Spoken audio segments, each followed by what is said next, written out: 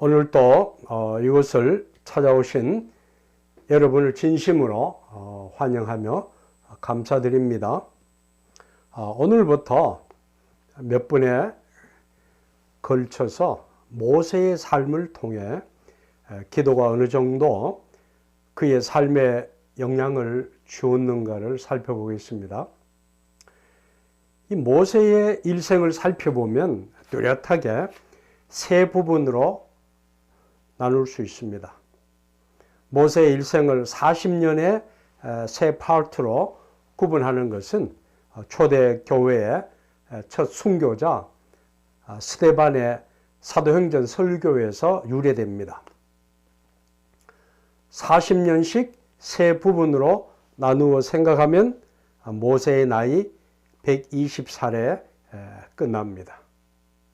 제1기 생애는 태어나서부터 이집트 왕궁의 40년 생활입니다. 제2기는 이집트 궁궐에서 쫓겨나서 미디안 광야로 도망하여 40년 동안 양을 키우며 생활한 시기입니다. 제3기는 여호와께 부름을 받아 이스라엘 백성을 광야로 인도한 40년의 삶입니다. 이 세 부분의 모세의 삶은 그 어느 것도 비슷하게 맞물린 환경이 아니었습니다.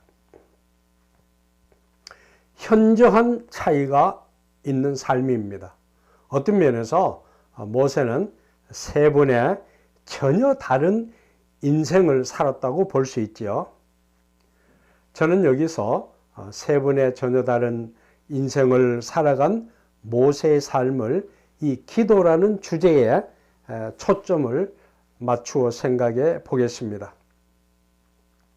모세가 태어날 때는 이집트에 사는 이스라엘 백성에게는 가장 고통스러웠던 시기였습니다. 성경은 이들이 고통당한 이유를 요셉을 알지 못하는 새 왕이 와서 일어나서 애굽을 다스리더니 라고 설명합니다. 요셉을 전혀 알지 못하는 새로운 왕이 등장했다는 그런 뜻이죠. 이 부분에 대한 다양한 역사적인 해석이 뒤따르지만 요약하면 쉽게 이해될 수 있습니다. 이집트는 역사적으로 두 개의 나라가 존재해 왔습니다. 나일강을 중심으로 나일강 상류 쪽에 있는 이집트와 나일강 하류 쪽에 있는 이집트로 갈라집니다. 그래서 이집트라고 하는 그 말을 히브리어에는 복수로 사용합니다. 두 개의 나라라는 그런 뜻이죠. 나일강 하류에 자리 잡은 이집트는 한 번도 나일강 상류 쪽에 자리 잡은 이집트를 지배한 적이 없었습니다. 나일강 하류의 비옥한 삼각지대의 고센 땅은 우리가 성경에서 본 대로 이스라엘 백성들의 삶의 터전으로 자리 잡은 곳이었습니다. 요셉이 아버지 야곱과 형제들의 식구들을 초대하여 미래를 바라보면서 삶의 공간으로 정해준 곳이죠. 그래서 이 지역은 나일강 하류에 아주 비옥한 삼각지대를 끼고 있으므로 어떤 면에서 초원지대며 곡창지대라고 할 수 있습니다. 이 지역을 지배하는 이집트 왕국은 더 많은 주변국을 상대로 전쟁해야 되는 부담이 컸습니다. 이집트는 여러분들이 아시는 대로 아프리카의 북쪽인데 아시아에서 끊임없이 쳐들어오는 그런 지대였습니다.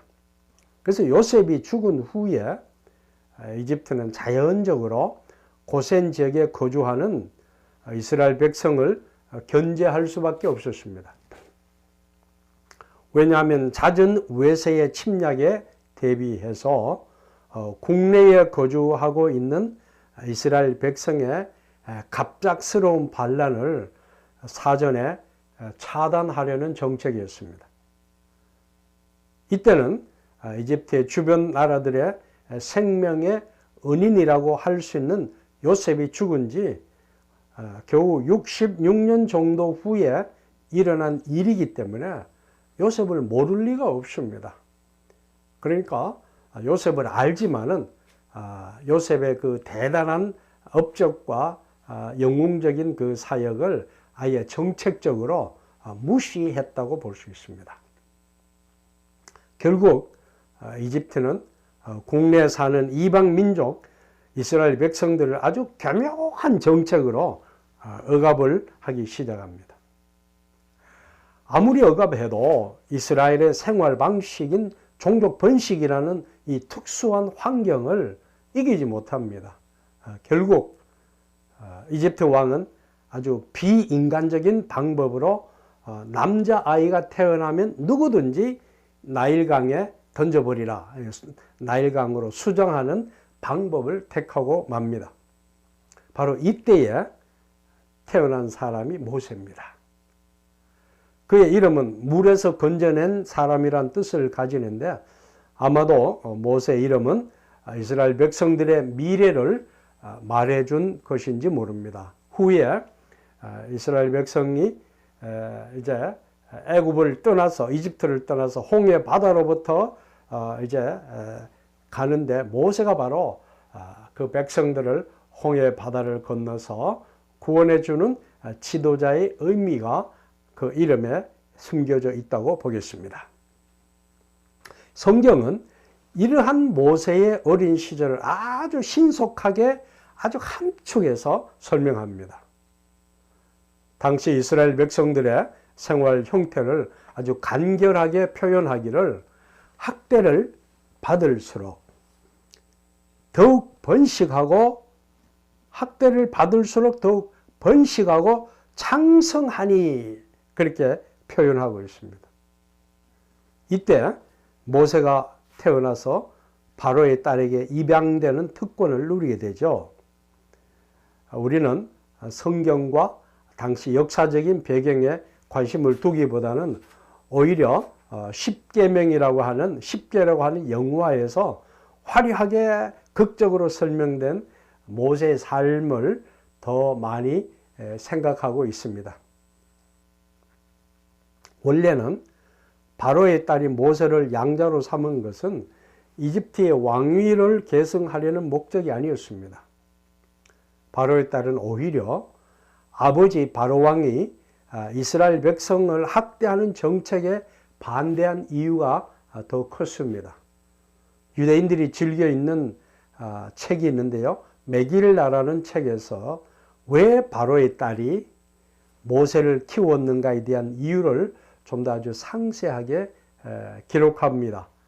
바로의 딸은 아버지가 섬기는 신, 즉 이집트 신이죠. 신에 대한 반항심 때문에 오히려 학대받는 이스라엘 백성에게 동정심을 갖게 됩니다.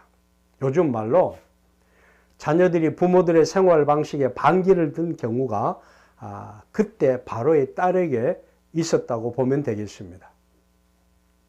후에 바로 왕의 딸 이름이 성경에도 명시되는데요.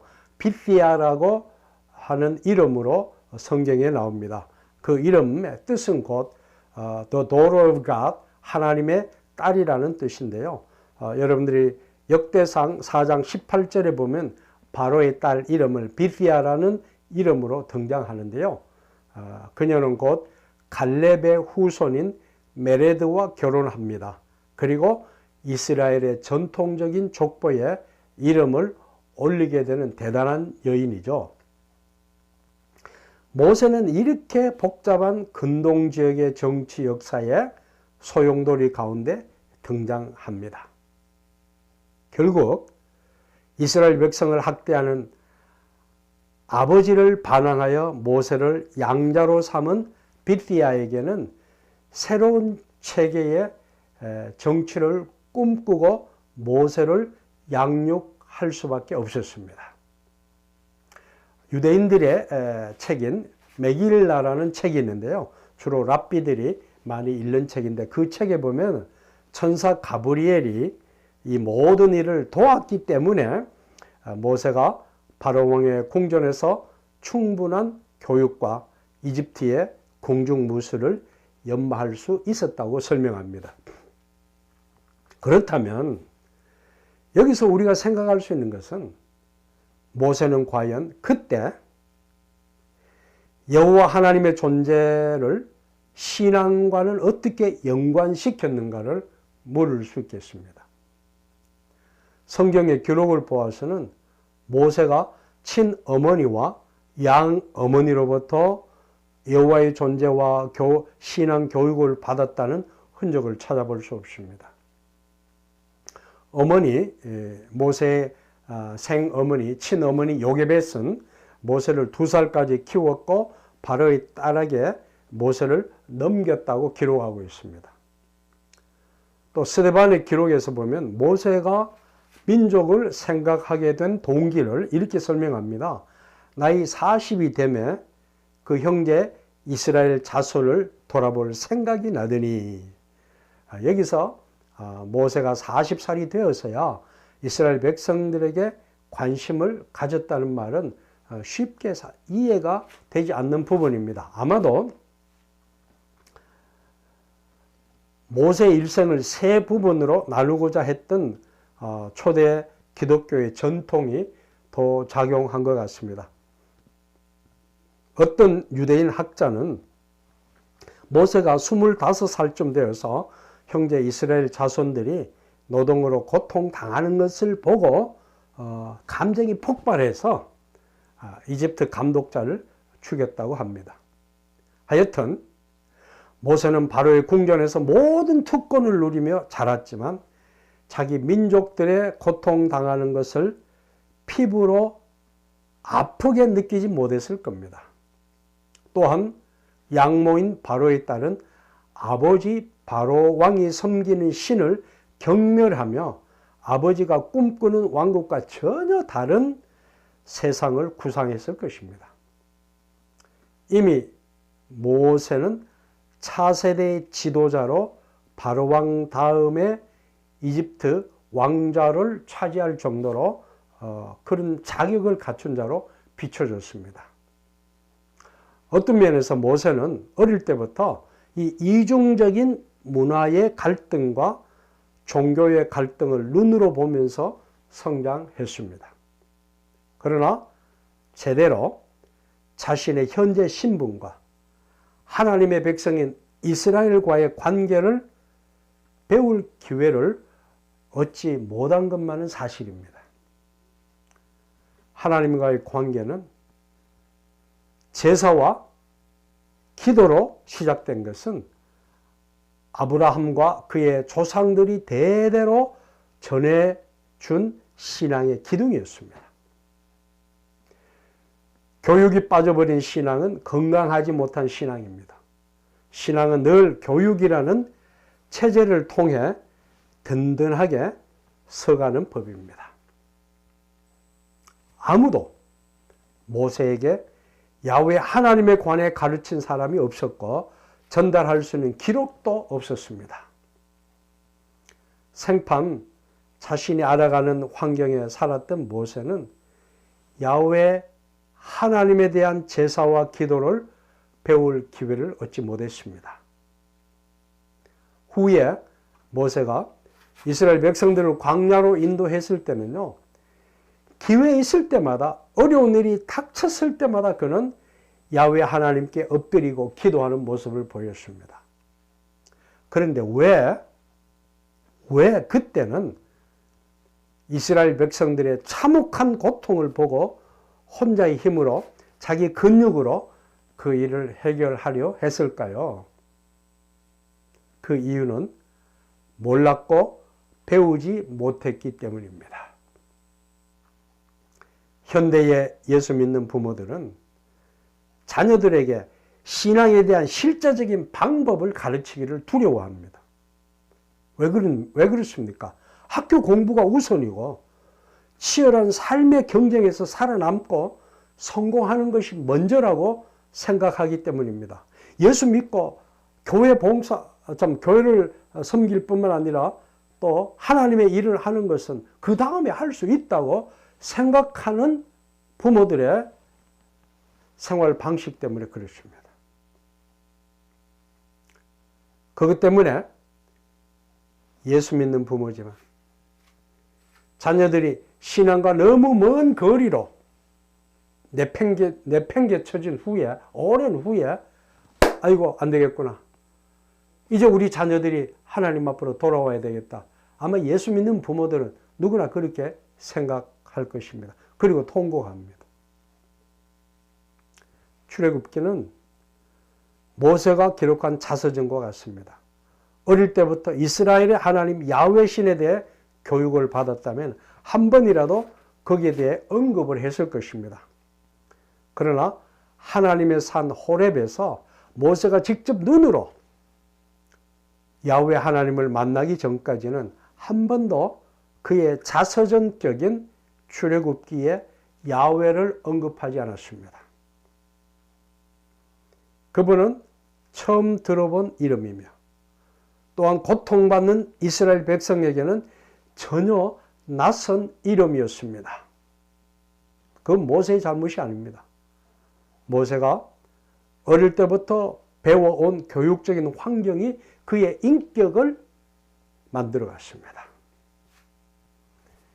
배움이 없는 신앙은 자연적인 발생을 통해 생기지 않습니다. 신앙은 배움을 통해 깨달아지고 알아져 가는 것입니다. 세상에는 우연히 다가오는 기회가 많습니다. 그렇지만 하나님으로부터 오는 기회는 우연히 다가오지 않습니다. 심어야 싹이 나고 뿌려야 자라는 법입니다. 이집트의 왕좌를 물려받을 정도로 아주 뛰어난 교육을 받았지만 하나님에게 한 번도 무릎을 꿇지 않았던 모세는 결코 하나님의 일꾼이 될 수 없었습니다. 그것이 바로 모세의 제1기 사역의 총평가라고 할 수 있습니다. 결국 허무하게 모세는 미디안 광야로 내몰립니다. 이러한 모세의 모습은 바로 현대 기독교인들과 또한 그들의 자녀들에게 요구하는 성공의 타이틀이 난데없이 땅에 내팽개쳐지는 소리로 저는 들립니다. 모세의 모습과 예수 믿지만은 자녀들에게 신앙의 교육을 제대로 하지 않았는데 그 결과가 나타나서 자녀들이 참으로 허무하게 세상을 바라보고 실망한 그것과 비슷하지 않습니까? 40년 동안 죽음을 무릅쓰고 애써 쌓아올린 그렇게 찬란했던 모세의 스펙과 경험이 한순간에 와그르르 무너졌습니다. 그리고 미디안 광야에서 40년 동안 제2기의 모세의 인생은 양모리가 된 목자였습니다. 우리는 외롭게 미디안 광야에서 양모리가 된 모세를 생각하며 과연 모세는 40년 동안 미디안 광야에서 무엇을 하며 매일의 삶을 보냈을까요? 다음을 기대하며 기다려 보시기 바랍니다. 기도하겠습니다. 하나님, 오늘 이스라엘의 아버지처럼 존경받고 많은 사람들이 모세하고 외치는 위대한 인물 모세의 제1기의 삶을 살펴보았습니다. 모세의 잘못이 아닙니다. 모세가 받았던 교육의 잘못이고 그가 야훼 하나님을 의지하고 또 하나님 앞에 통곡하며 기댈 기회를 찾지 못했습니다. 아버지 하나님, 오늘 이 시대를 바라보며 예수 믿는 많은 부모들이 모세를 생각하며 자기 자녀들에게 자녀들이 정말 하나님 앞에 엎드려 통곡하며 기도하고 하나님께 의지할 수 있는 그 교육을 그들의 일생 삶을 통해서 전달해주는 귀한 도전이 되었으면 참 좋겠습니다. 아버지 하나님께서 이들에게 은혜를 주시고 이들에게 기회를 주시고 이들에게 자녀를 향한 믿음의 기회를 허락하여 주옵소서. 예수 그리스도의 이름으로 기도합니다. 아멘. 다음 또 여러분과 함께 모세의 제2기 삶을 살펴보도록 하겠습니다. 그때까지 평안하시기 바랍니다.